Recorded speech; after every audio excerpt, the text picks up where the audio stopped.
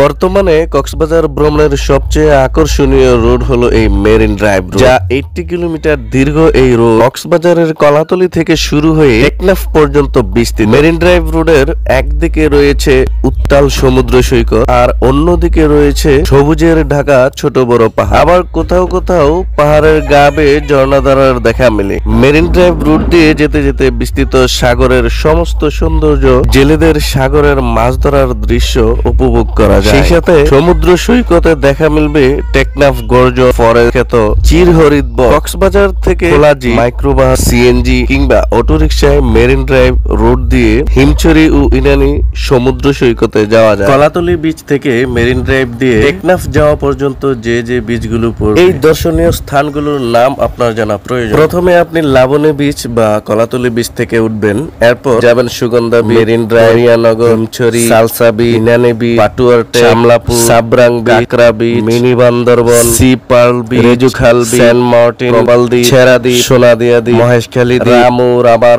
রামু বৈদ্যমন্দির, radiant fish world, স্বর্গ park Chakaria, মাথিনের কূপ টেকনাফ, দুলা হাজার সাফারি পার্ক চকরিয়া, মা সিংদুর্গী বৈদ্য মন্দির কক্সবাজার, মৎস্য অবতরণ কেন্দ্র কক্সবাজার, পাতাবাড়ি বৈদ্য বিহার, গরগোপ সমুদ্র সৈকত কক্সবাজার, রাখাইনপাড়া কক্সবাজার, নাফ নদী সাইড, গম্বুজ মসজিদ কক্সবাজার, রানারাজার সুরঙ্গ, আদিনাথ মন্দির মহেশখালী, বরৈতলা মৎস্য খামার কক্সবাজার, রাডার স্টেশন কক্সবাজার, পীর কামলাদিঘি টেকনাফ, লামারপাড়া বৈদ্য বিহার কক্সবাজার, লবণ রপ্তানি বাজার Cox's Bazar, Cox's Bazar railway station Cox's Bazar, Burmese market Cox's Bazar, Matamuhuri নদী, বায়ু বিদ্যুৎ কেন্দ্র কক্সবাজার। কতগুলো জায়গা আপনি ঘুরে দেখেছেন জানান কমেন্টে।